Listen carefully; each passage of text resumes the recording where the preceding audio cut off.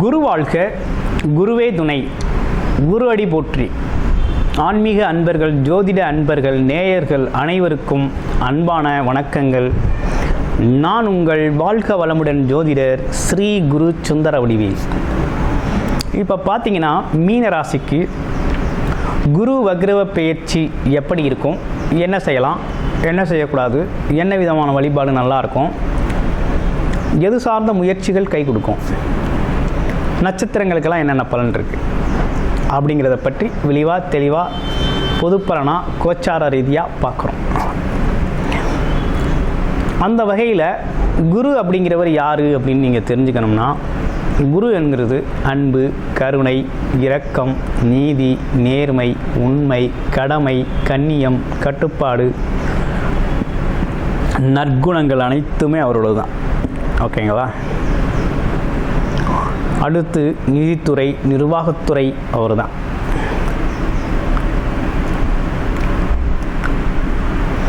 அடுத்து பார்த்தீங்கன்னாக்க ஒரு சுப நிகழ்ச்சி நடக்கணும் அப்படின்னா வியாழ நோக்கம் வேணும். குருபலம் இல்லாமல் ஒரு திருமண காரியம் அப்படிங்கிறதெல்லாம் சுப நிகழ்ச்சிகள்லாம் நீங்கள் நடத்த முடியாது. அதுக்கு ரொம்ப முக்கியம் குரு. சரி, திருமணம் முடிஞ்சிருச்சு அப்படின்னா குழந்தை பாக்கியம் வேணும்னா அதுக்கும் குரு தான் காரகராக இருக்கார்.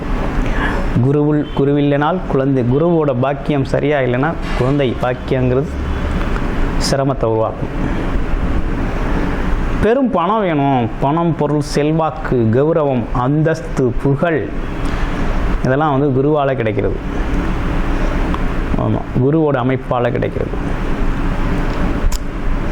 சரி, ஒரு 4 பேர் பார்த்து நம்மளை மதிக்கணும்னா குரு நல்லா இருக்கணுங்க. அப்போ தாங்க மதிப்பு மரியாதையே கூடும். சரி, இப்படிப்பட்ட விஷயங்களுக்கு மத்தியில் இப்படிப்பட்ட குரு அப்படிங்கிற ஒரு குரு பார்த்தால் கோடி நன்மை. குரு எப்பேற்பட்ட தோஷங்களையும் நீக்கக்கூடியவர், பார்வையால் நீக்கக்கூடியவர். அவர் இப்போ உங்களுக்கு வக்ரகதி அடைகிறதுனால என்ன விதமான பலன் இருக்கும்? இப்போ மீனராசியை பொறுத்த வகையில் ராசிநாதனே குரு தான். அப்போ குருங்கிறவரே வக்ரகதி அடைகிறாரு, அதுவும் 3ஆம் இடத்துல மறைந்து வக்ரகதி அடைகிறாரு அப்படிங்கிறது அவ்வளவு சிறப்புக்குரிய விஷயமா? நல்லது நடக்குமா? நன்மைகள் உண்டா அப்படின்னா 3ஆம் இடம் அப்படிங்கிறதுனால பரவாயில்லை, முயற்சிகள் கொஞ்சம் அதி தீவிரமாக எடுக்க வேண்டிய சூழ்நிலை ஏற்படுது. 3ஆம் இடம்ங்கிறதுனால ஓகே. ஏன்னா உங்களோட முயற்சி அப்படிங்கிறது இந்த காலகட்டத்துக்கு பல மடங்கு தேவைப்படுது. முயற்சி அதிகரிக்கக்கூடிய காலகட்டம். எந்த அளவுக்கு முயற்சி அதிகரிக்கிறீங்களோ அந்தளவுக்கு உங்களுக்கு பெருமை சேரும், நல்ல வருமானம் வரும், வேலை தொழிலில் வருமானம் வரக்கூடிய ஒரு காலகட்டமாக தான் இருக்குது. ஏன்னா அது கர்மஸ்தானம்னு சொல்லக்கூடிய இடத்துலையே குரு வக்ரகதி அடைஞ்சதுனால தொழிலில் ஜெயிக்கணும்னா அந்த காலத்தில் அது இரட்டிப்பு முயற்சி அப்படிங்கிறது உங்களுக்கு அவசியம். அடுத்து மீனராசி பார்வை பலன் எப்படி இருக்குது? 7ஆம் இடத்தை பார்க்குறாரு. திருமணம் சார்ந்த விஷயங்கள், பேச்சுவார்த்தைகள்லாம் அந்த காலகட்டத்தில் நடத்தலாம். வரன் பார்க்கலாம். வரன் அமையலை, ரொம்ப நாள் திருமணம் ஆகலப்பா, 36 ஆச்சு, 37 ஆச்சு, 38 ஆச்சு, இன்னும் வரன் அமையலை அப்படின்னா அந்த அவங்களுக்கெல்லாம் வரன் அமையும். ஆமாம், நீண்ட நாள் ஆசைகள் நிறைவேறக்கூடிய ஒரு நல்ல காலகட்டமாக இந்த காலகட்டம் இருக்குது. அப்போ திருமணம் அமையும். தொழில் போட்டிகள்லாம் குறையும். தொழிலில் பொறாமை, போட்டி, வஞ்சகம், சூழ்ச்சி இவையெல்லாம் கொஞ்சம் நல்லா மாறும், நல்லாயிருக்கும், மாற்றத்துக்கு உட்பட்டிருக்கும். அடுத்து வேறு என்ன அப்படின்னா, கணவன் மனைவி அப்படிங்கிற உறவுகள்லாம் கொஞ்சம் நல்லாயிருக்கும், மேம்படும். இல்லத்தரசிகளுக்கெல்லாம் ஒரு நல்ல முன்னேற்றமான காலகட்டம் தான். அடுத்து அவர் 9ஆம் இடத்தை பார்க்குறாரு. திடீர் பயணங்கள், ஆன்மீக பயணங்கள், வேலை, வெளியூர் வேலைக்காக, தொழிலுக்காக வெளியூர் போய் வெளியூரில் வேலை பார்க்குறது, தொழில் செய்கிறது, ஒப்பந்தங்கள் செய்கிறது, மார்க்கெட்டிங், சேல்ஸ் சார்ந்த துறையில் வேலை பார்க்குறது, இப்படிப்பட்ட விஷயம்லாம் சாதகமாக இருக்குது. அப்போ ஒரு முன்னேற்றமான காலகட்டம் தான் அது. உங்களுக்கு பின்னேற்றம்லாம் கிடையாது. அடுத்து 11ஆம் இடத்தையும் குரு பார்க்குறாரு. ஒரு சாதகம்தான், லாபஸ்தானத்தை பார்க்குறதுனால, கொஞ்சம் வக்ரமம் பெற்று பார்க்குறதுனால இங்கே என்னென்னா எண்ணங்கள் ஈடேறதுல ஒரு சிரமம் இருக்கும். நம்ம ஒன்று நினைக்கிறோம், அது ஒன்று நடக்குது.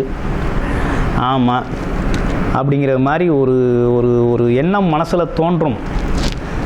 ஆனால் உங்களுக்கான லாபம் அப்படிங்கிறத குரு குறைக்கவே மாட்டார், கொடுத்துக்கிட்டு தான் இருப்பார். உங்கள் முயற்சிக்கான உழைப்புக்கான ஊதியம் அப்படிங்கிறது இந்த காலகட்டத்துக்கு உறுதியாக வரும். அதெல்லாம் போட்டு நீங்கள் குழப்பிக்க வேணாம். அந்த காலகட்டம் நல்லா இருக்குது. எண்ணங்கள் ஈடேறக்கூடிய, முயற்சிகள் பலிக்கக்கூடிய, நீண்ட நாள் ஆசைகள் நிறைவேறக்கூடிய வகையில் இருக்குது.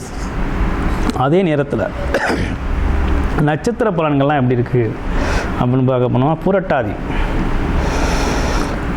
எந்த ஒரு முடிவையுமே தாமதமாக எடுக்கக்கூடிய ஒரு அமைப்பு அப்படிங்கிறது இவங்களுக்குனே உண்டான ஒரு அமைப்பு. ஆமாம், இவங்களை பொறுத்த வகையில் சூழ்நிலைக்கேற்ப தன்னை மாற்றிக்கிறது. ஆமாம், ஒரு குழப்பத்தோடவே இருக்கிறது புரட்டாதி நட்சத்திரம். அதெல்லாம் கொஞ்சம் மாறணும். ஆனால் இந்த காலகட்டம் எப்படி இருக்குது அப்படின்னா, இந்த காலகட்டம் சாதகமாக இருக்கு. ஆனால் முயற்சி தான், முயற்சி உழைப்பு உங்களுக்கு சாதகமாக இருக்குது. இளைய சகோதர உறவுகள் கொஞ்சம் உதவிகரமாக இருக்காங்க. இந்த காலகட்டத்தை பொறுத்த வகையில் நீங்கள் முயற்சியால் வெற்றியடைய வேண்டிய காலகட்டம். அடுத்து உத்திரட்டாதி நட்சத்திரத்துக்கு எப்படி இருக்குது அப்படின்னா, அதாவது எப்பேற்பட்ட எதிரிகளையும் பேச்சால் வெல்லக்கூடிய ஒரு ஆற்றல் உள்ளவங்க உத்திரட்டாதி நட்சத்திரம். ஆமாம், ஆரம்ப காலகட்டத்தில் பார்த்திங்கன்னா கொஞ்சம் சிரமங்கள் இருந்தாலும் பிற்காலத்தில் நல்ல யோகம் இருக்குது.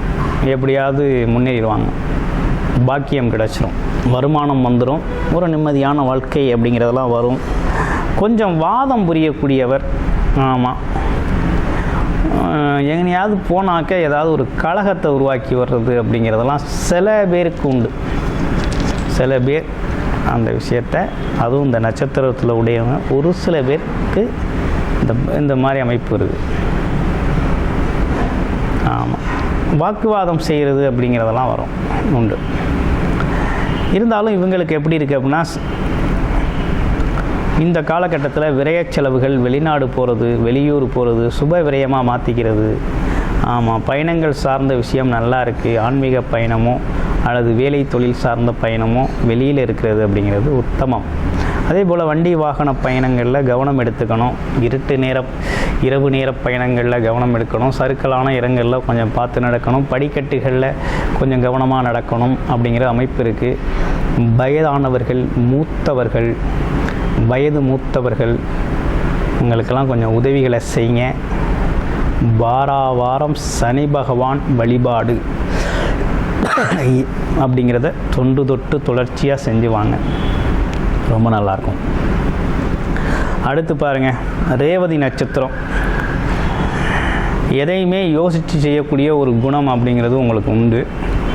அதே காலகட்டத்தில் பார்த்திங்கன்னா உங்களோட கல்வி அப்படிங்கிறது ரொம்ப அருமையாக இருக்கும். எதிரிகள் கூட உங்கள் திறமையை பார்த்து பாராட்டுற அளவுக்கு உங்களோட திறமை அப்படிங்கிறது அபரிமிதமாக இருக்கக்கூடிய அமைப்பு. தர்மத்தில் பற்று கொண்டவர், எப்போதுமே ஒரு பய உணர்வு இருந்துக்கிட்டு இருக்கும். ஆமாம், உங்களுக்கு என்ன மாதிரி சூழ்நிலைகள் வருது அப்படின்னா, இந்த காலகட்டத்தை பொறுத்த வகையில் திருமணம் சார்ந்த விஷயங்களுக்கு கொஞ்சம் கை கொடுக்கும். கூட்டுத் தொழில்கள், ஒப்பந்த தொழில்கள் கை கொடுக்கும். மார்க்கெட்டிங் துறையில் ஜெயிப்பீங்க. அதே எதிரிகளை வெல்லக்கூடிய ஆற்றல் உண்டு. ஆமாம், இந்த காலகட்டம் அப்படிங்கிறது உங்களுக்கு ஒரு சாதகமான அமைப்பு தான் ஏற்படுது. அதுலேயும் பார்த்தீங்கன்னா குறிப்பாக போட்டி பந்தயங்கள்லாம் ஜெயிச்சிருவீங்க. எதிரிகளை வெல்லக்கூடிய ஆற்றல் நல்லா இருக்குது. அதே நேரத்தில் தொழில் அமையும். ஒரு ஏற்கனவே ஒரு தொழில் தெரியும், அதை சொந்தமாக செய்யணும் அப்படின்னா இந்த காலகட்டத்தில் தொடங்கி செய்யக்கூடிய ஒரு நல்ல காலகட்டமாக அமைஞ்சிருக்கு. இப்போ உங்களுடைய ராசி மீனராசி நட்சத்திரம் தெரியும். ஆனால் என்ன லக்கணம், அந்த லக்கணத்தின் அடிப்படையில் திசாபுத்தி என்ன நடக்குது. இப்போ லக்கணம் அப்படிங்கிறது உயிர், ராசி அப்படிங்கிறது பார்த்திங்கன்னா உடல், மதி. இப்போ லக்கணம் அப்படிங்கிறது விதி, விதியை காமிக்கும். என்ன பிறப்பு, என்ன விதி அமைப்பு. கோச்சாரம் மதி அப்படிங்கிறது இப்போ இந்த மாதிரி சூழ்நிலைகள் இருக்குது அப்படிங்கிறத காமிக்கும். தசாபுத்தி அப்படிங்கிறது என்னென்னா, இந்த சூழ்நிலையில் இந்த விதி அமைப்புக்கு எதை பயன்படுத்தலாம், எதை பயன்படுத்தக்கூடாது அப்படிங்கிறத காமிக்கிறது தான் தசாபுத்தி அமைப்பு. அந்த மாதிரி உங்களுடைய ஜாதகத்தை முழுமையாக, உங்களுடைய பிரபு ஜாதகத்தை பற்றிய விவரங்கள் தெரிஞ்சுக்கணும் அப்படின்னா டிஸ்பிளேயில் தர்ற நம்பருக்கு கால் பண்ணி அப்பாயின்மெண்ட் ஃபிக்ஸ் பண்ணிக்கிட்டு ஒரு முழுமையான ஜாதகத்தை பார்த்து தெரிஞ்சுக்கங்க. நன்றி, வணக்கம்.